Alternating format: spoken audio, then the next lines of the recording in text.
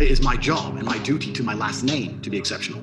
I have respect for my name and my lineage, and to do anything other than push for absolute exceptionalism would be insulting to him and my grandfather and all of my ancestors, even all the way back to cavemen days, who fought saber-toothed tigers just to live long enough to fuck and pump a baby out. And I'm gonna turn up here now, 2,000 years later, and be a fat sack of shit.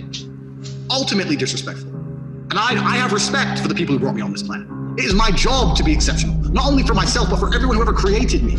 If you want to live life and go, oh, I'm average, it's okay, then you're insulting your parents and your grandparents and everyone fucking else. These people went through World War II and polio and smallpox and fucking ice ages to bring your stupid ass alive, and now you want to sit there and be average?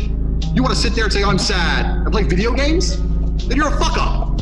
I absolutely am. Of course I'm trying to live up to the image of my father, because I'm his son. And my son will try to do the same for me, and I expect nothing less from him. And I don't think that is unhealthy in any regard. I am, if I ever, it never happens, but if I ever did lack motivation, the first thing I think of is my family life. If you're not gonna be proud of who you are and your own last name and your ancestry, then what the fuck is the point of you even being here, to eat tacos? I think every man is born with the motivation to, in one form or another, conquer the world. And I think that's why it doesn't matter if you do it in a corporate sense, it doesn't matter if you do it in a physical sense. I've done it in every sense.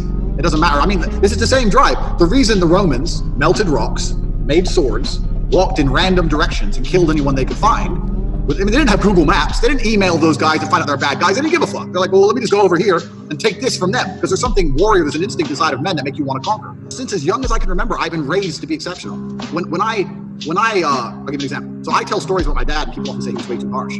I thank the Lord above I had the father I had. So when I got moved up 3 grades in school, they moved me up because in the SATs it was like 400 questions and I got 2 wrong. And my dad gave me $20 and then he took $5 back for the 2 I got wrong, 5 each, so I had $10 stolen. And his lesson was, you still got 2 wrong. He was a perfectionist. Now, why was he a perfectionist? Well, it's because he was a chess grandmaster, and in chess it's perfection or you lose.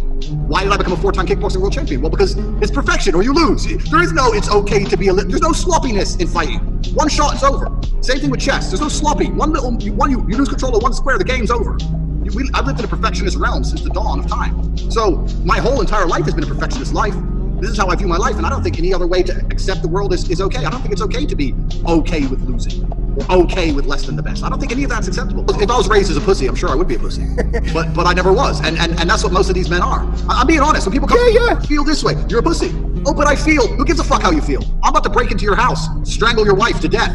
Who gives a fuck how you feel? Like, your emotion has nothing to do with the harsh reality of this world. You're either successful or you're not. Life is binary. You either win or you lose. You survive or you don't. These people are so obsessed with themselves and how they feel. This is my whole problem with the depression. On my old account, a long time ago, when I was verified, before I got banned, I set the world nuts when I said depression wasn't real. And the world went crazy. Every A-list celebrity, you can still Google right now, depression isn't real, and all the tweets come out. And my point was completely misunderstood. And my point was very simple. Feeling depressed is real. That is a real thing. And I truly believe that the reason you feel depressed is so that you are inspired into action. You're unhappy with your surroundings and you're inspired.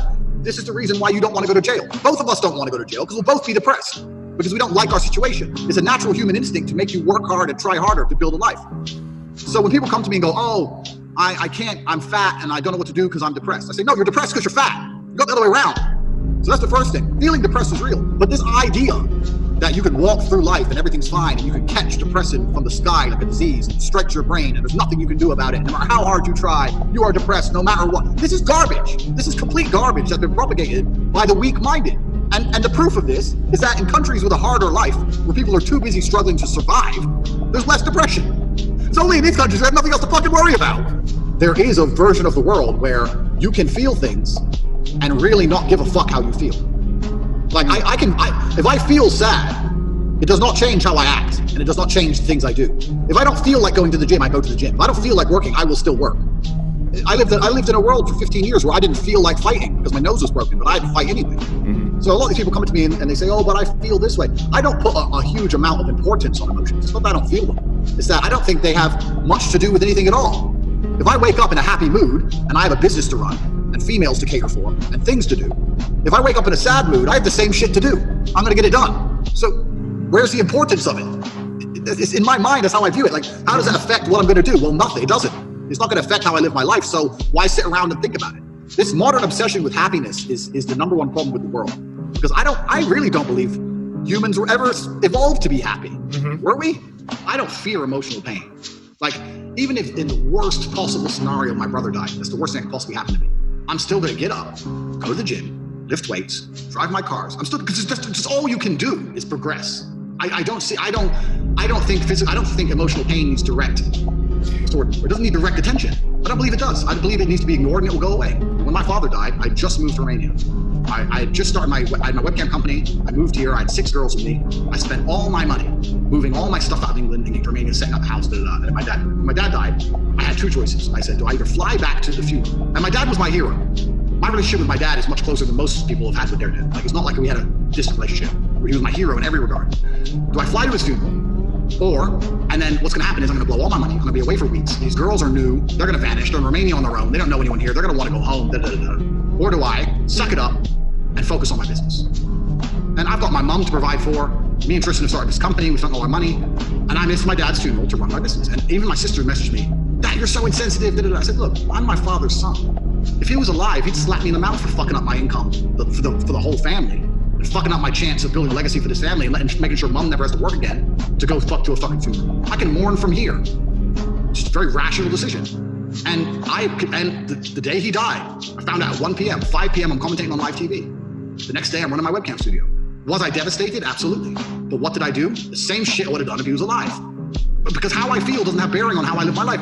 Everyone knows what the right decision is.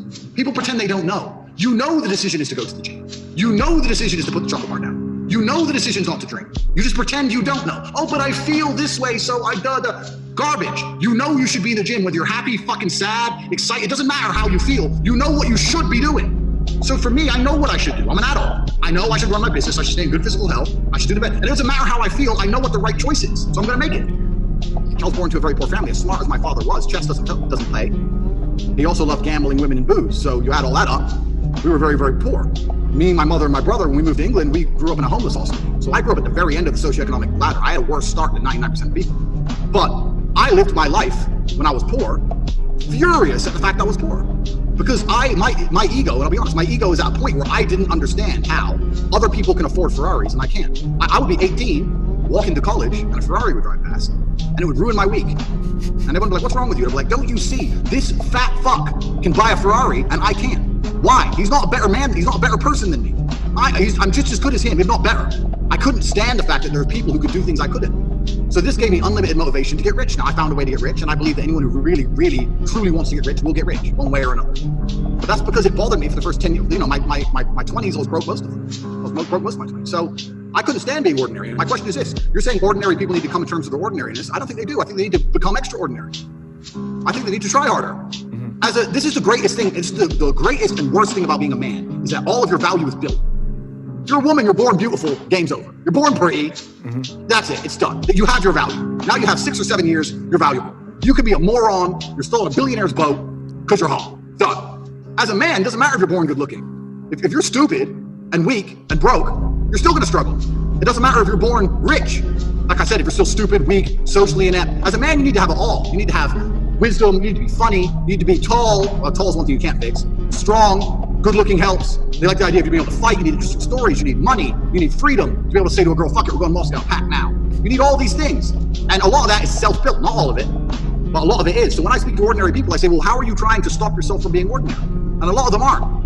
Well, then what the fuck are you going to live an ordinary life if you have ordinary results? I couldn't tolerate that. You could give me, I already had a very bad financial start. I had a huge advantage genetically. But even if I had a huge genetic disadvantage, there's no way I would have been a normal person. One way or another. No way. Because I know life's too short for that shit. I want people to, I couldn't live that way. And I don't know why people are trying to come to terms with that. I don't think you should. I think you should be constantly pushing to be extraordinary, no matter who you are. Most people have never been where I've been. Most people haven't done what I've done. I know if I'm a coward or not. I know if I'm afraid. I know myself. I've been hurt. I've been stabbed. I've had my face broken. I broke my hand in 6 places and fought another 8 rounds. I left there and had emergency surgery with 12 breaks in my hand. I know what I can do. I know everything about myself. There's nothing more spiritual than violence. This is the most spiritual thing on the planet, violence. Violence is a universal of the human condition. It's the constant. It's always been there. It'll always be there. I get people ask me this all the time. I want to look for more spiritual meaning. I say, okay, go down to a fighter's gym, get your ass kicked, and then try and do something about it. There's all the spirituality you need. You got to stay breathing when someone's trying to kill you. That's spirituality. I understand myself completely. I don't feel like there's any part of me that has been hidden or suppressed. I know how hard I worked to get here. I know how difficult it was. And do I have a talent for some of the things I've done? Yes. But talent is only identified in the top 3%. Like, people say this, I had this all the time, oh, but Tate, you're lucky you can fight. I'm like, what do you mean lucky? We didn't find out I could fight or not until I'd already trained for 10 years. Because until the hard work's done, that's where you see the talent. At the beginning, everyone has to work hard. Because if I do no work and someone who's not talented works hard, they're gonna beat me. So we have to both work our asses off till we're at the very, very top tier, and the only way I can get ahead of him is talent. So talent doesn't appear to the end anyway. Most people haven't worked hard enough at anything to even identify if they have talent or not. There's loads of people who could be extremely talented at shit, but they're too lazy to even do the basics. Most people don't even know their own talents, you know? So I'm super happy with what I've achieved. I'm super happy with what I am. Do I want more? Well, I'm always gonna want more, of course. But is there anything particularly I want that I don't have? No. I pretty much have everything I want. And I gave it all to myself. This is what I mean, because I wouldn't accept being ordinary. This is my point. This is my exact point. My life was ordinary, bro. My life was ordinary. My mom and dad split up. I'm in a homeless house. I'm in a shit school. Me and my brother and my mom and my sister were living in some homeless hostel. I didn't know how to fight. I had no money. I'm a normal skinny kid. And then I became kickboxing world champion, multi-millionaire. That was all me. And it's all because I sat there and goes, nah, fuck this. So I think everyone else could do the same. You know, who's saying the guy watching this right now would not be a better fighter than me if they didn't go fight? Maybe. Probably not, let's be honest. But maybe. So they don't try. They don't go. They're pussies. They're too afraid. They're too afraid to even go and fucking get punched, so they'll never know. And that's the life they want to live because they'd rather be ordinary. I couldn't live ordinary, bro. I couldn't even do it. Couldn't even do it.